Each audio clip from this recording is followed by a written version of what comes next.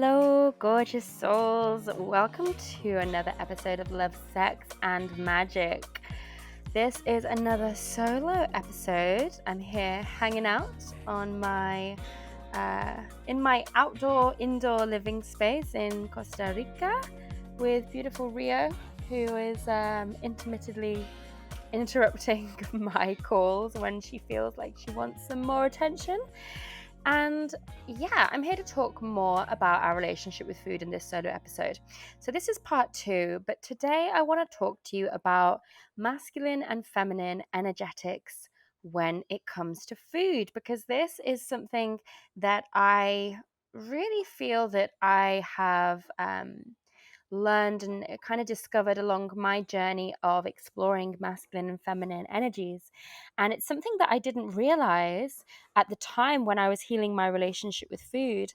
But now I look back, I can really see just how it was a part of the conversation between a conversation about the masculine and feminine energetics, right?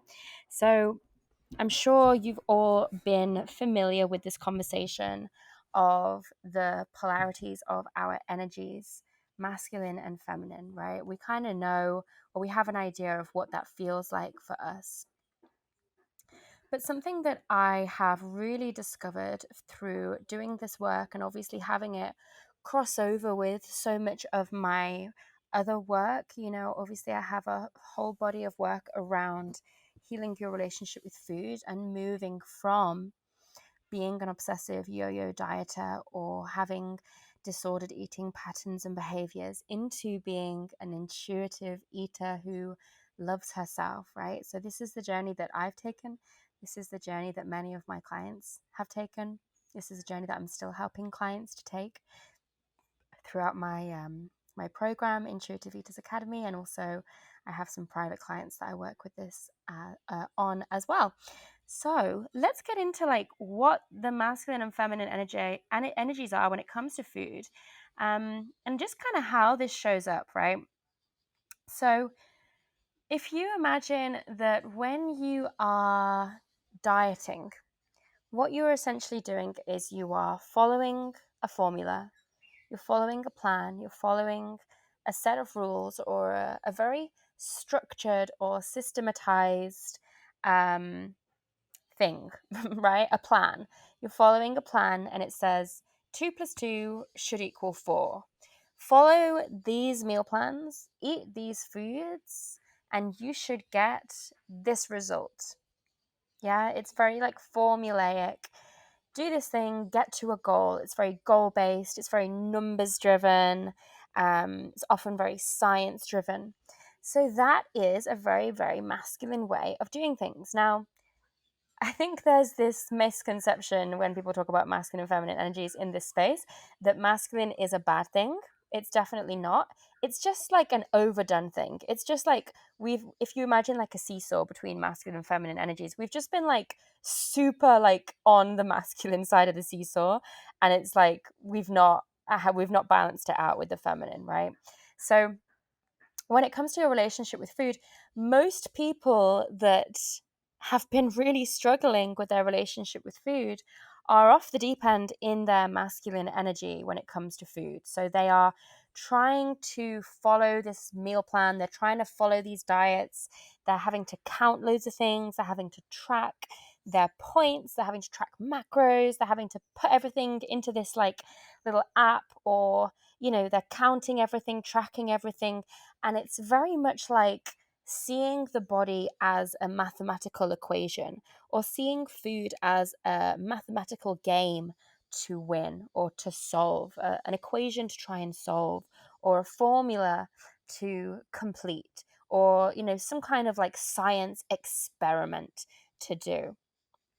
And it's my school of thought that when you put a feminine being into that environment, it doesn't really gel. It doesn't really work. And I believe that this is why so many women, or should I say, so many feminine beings, struggle with this way of eating, because at our core, we are feminine, right?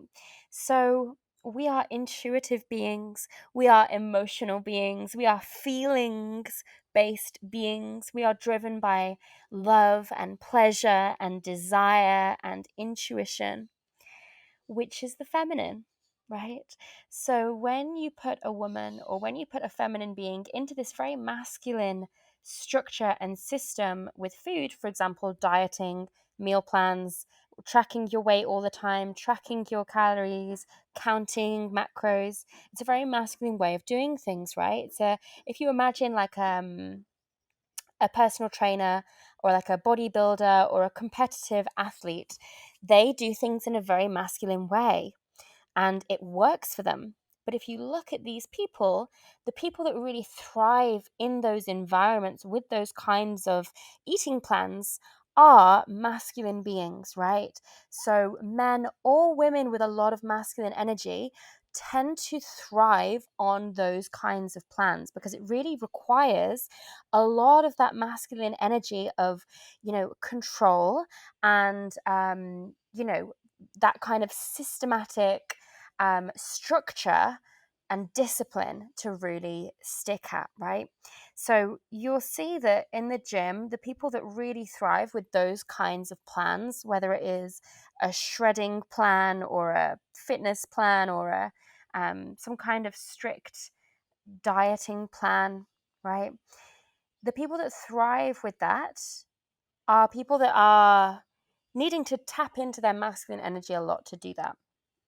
So if you have had eating disorder, if you've been like super controlling around food and you've been really restrictive, that's you in your masculine energetics around food, right? So it's likely that what you deeply, deeply need and crave is to balance things out more energetically. So to balance out that masculine energy with the feminine.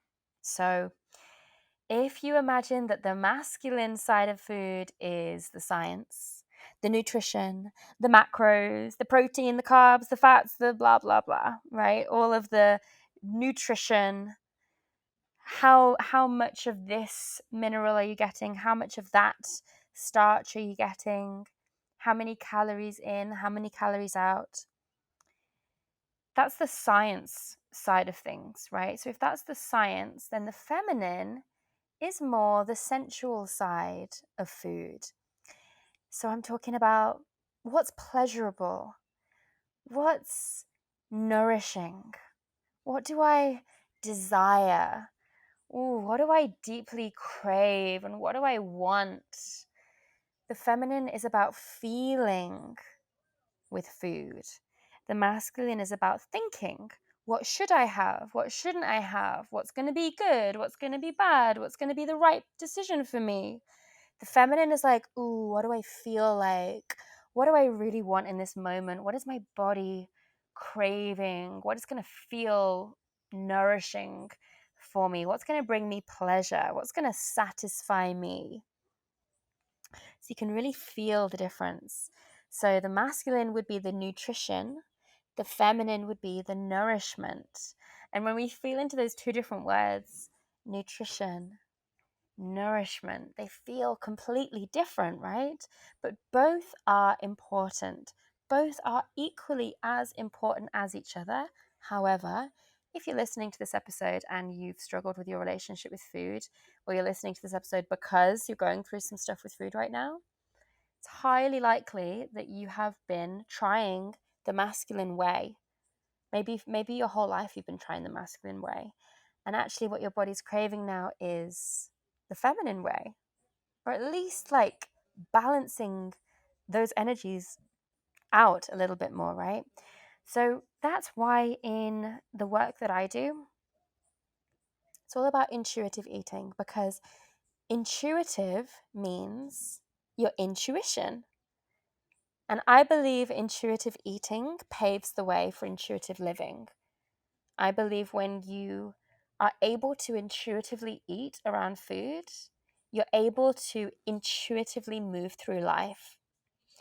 When you're able to trust your body, you're able to trust your life, you're able to trust your path, you're able to trust yourself, you're able to trust the universe. The two go hand in hand which is why I always say that healing your relationship with food really is a spiritual journey. It really is it's a deep healing process. It's not about just changing what's on your plate. It's about changing your entire psychology around food and your body and yourself and really ultimately your life.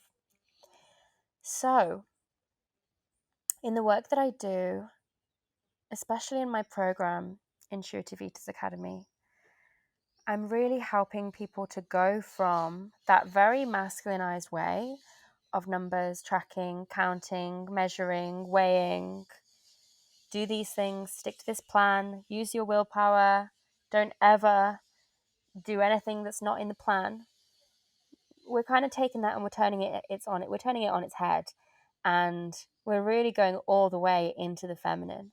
So into intuitive eating, because intuition is the feminine superpower.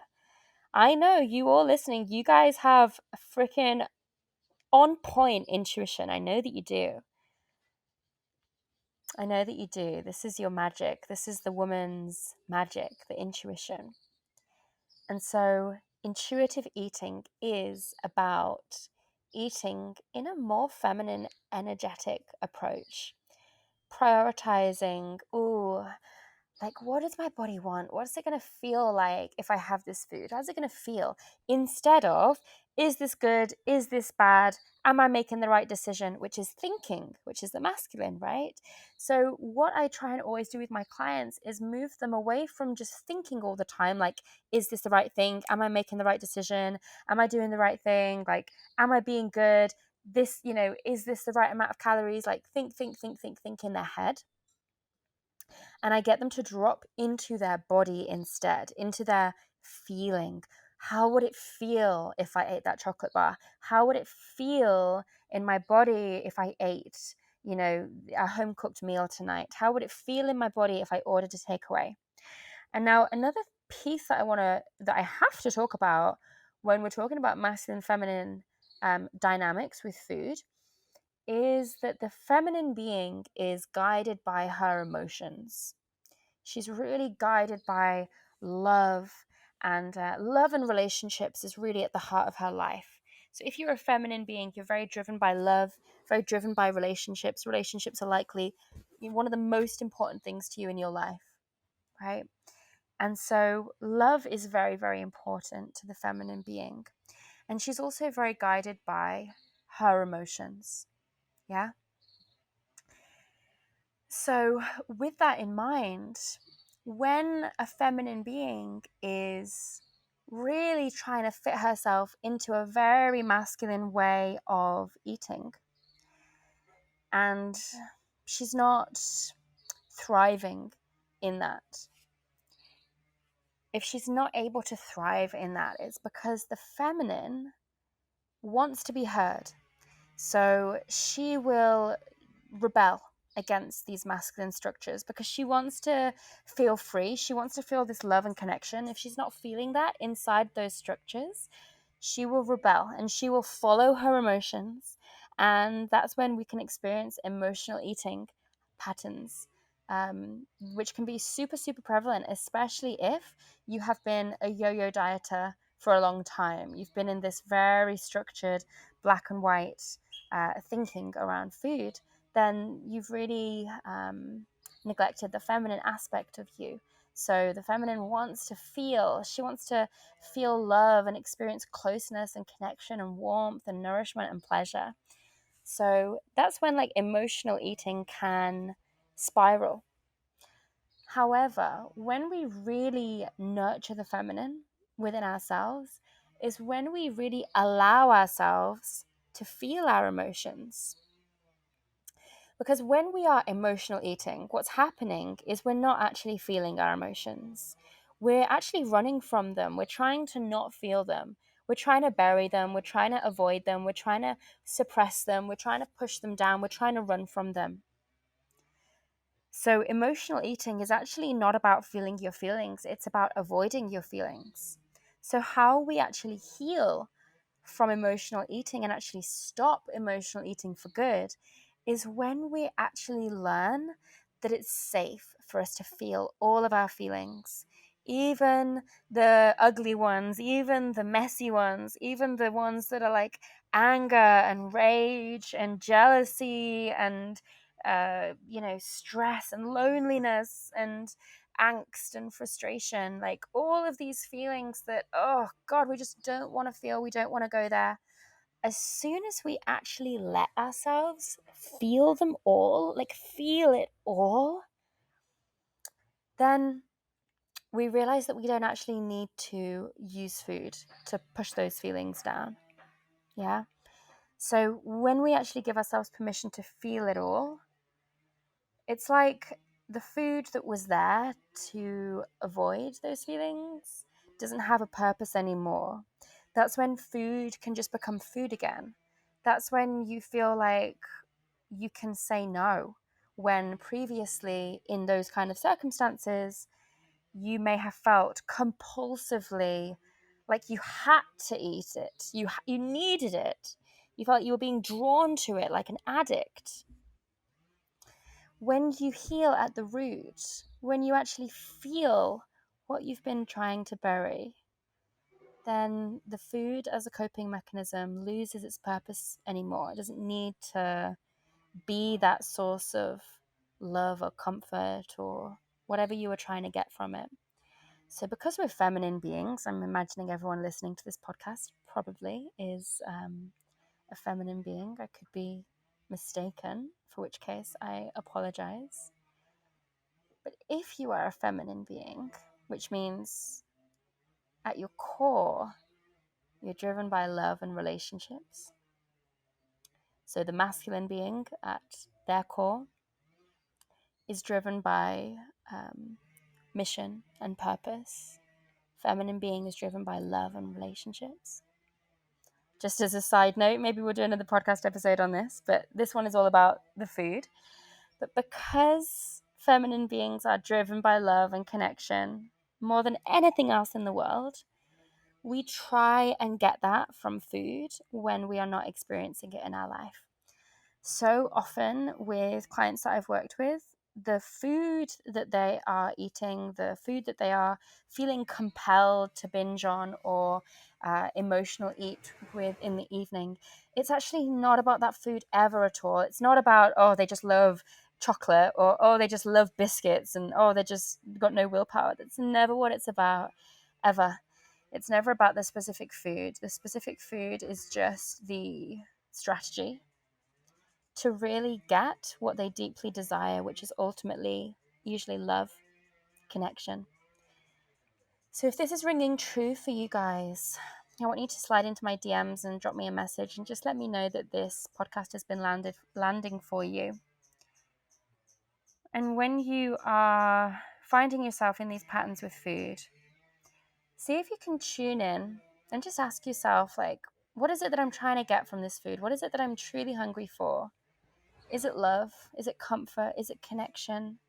Is it entertainment? Is it reward? Do I want to feel special? Do I want to feel proud of myself for something? Or am I using this food in a different way? Am I using this food actually to harm myself, to abuse myself? And I was talking to a client of mine just earlier today about this, and she's really, really starting to step into what self-love really means after 20 years of disordered eating.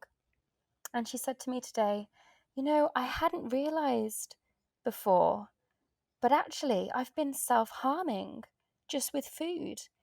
And she said, usually we think of self-harm as like, with a razor blade or, something that you do if you're like wanting to harm yourself and wanting to cut yourself. And she said, actually, I've been self-harming with food, haven't I? I said, yeah. Food can be a weapon. It can be a weapon of mass destruction. So